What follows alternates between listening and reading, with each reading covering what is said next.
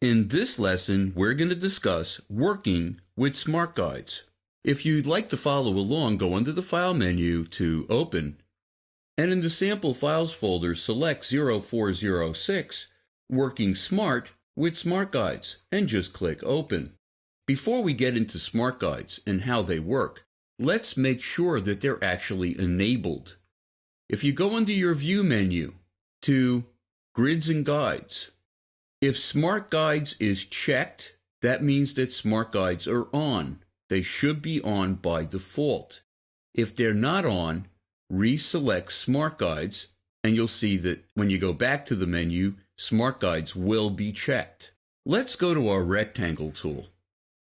I'm going to click and drag from my left margin slightly under the existing rectangle that's on my page, and watch what happens. When I get to the center of the object above, the right side of my new rectangle is actually snapping right to it. Let me continue dragging across. When the two objects are exactly the same width, Smart Guides are actually indicating that with these arrows under each object. Let me continue dragging downward. When I have those indicators to the right side of the objects on my page, that means that those objects are now exactly the same height as well. Let me let go of my mouse, and I'm going to draw another rectangle further down the page. I'm just going to click and drag and make them the same width. And you'll see that the Smart Guide indicators are letting me know that they're the same width. Let me drag downward, and now they're also the same height. I'm going to release my mouse and now go back to my selection tool. Watch what happens as I begin to drag upward. It's letting me know that both sides of the objects are lining up, as well as the center.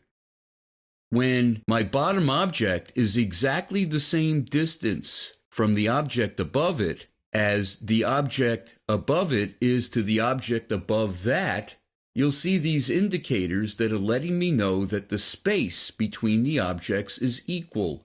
And if I let go, I have equal space between the objects.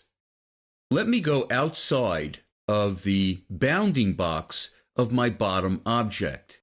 I'm going to go to the upper right bounding box point slightly outside the object and begin to click and drag around. And you can see it's rotating the object. I'm going to go to about minus 35 degrees. I can actually see that in the little Smart Guide pop-up note. And if I let go, my object is rotated 35 degrees. I can actually look in the control panel and you can see it says minus 35 degrees. Let me go to my selection tool again and click on the edge of the object immediately above the rotated object, and go once again slightly outside the upper right bounding box point and click and drag to rotate the object. And once again, the little note is letting me know how much it's rotated.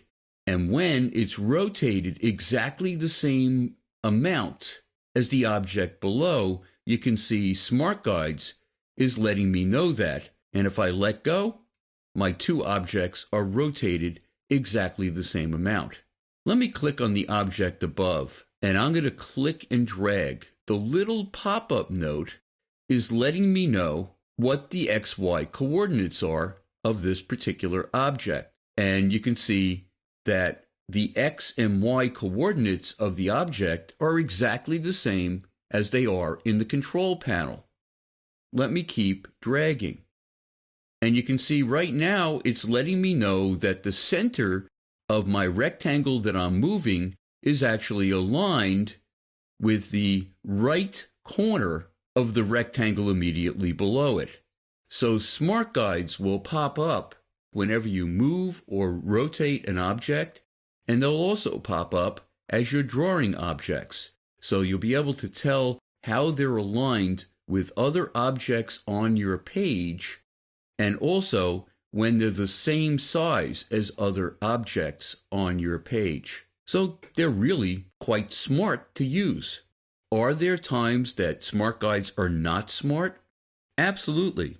Like if I was moving this object and I was trying to get it to an exact position and it kept snapping to a smart guide. Because it's snapping to a smart guide, it may prevent me from getting to the exact position I want.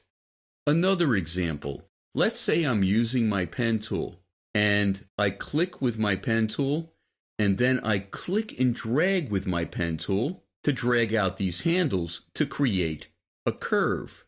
And you can see that the ends of my handles are actually snapping right to other objects on my page, different parts of my page, and it may be preventing me from making the exact curve that I want. So whenever smart guides are getting in your way, just go under the View menu to Grids and Guides and simply uncheck Smart Guides, and you'll be able to do exactly what you want afterwards.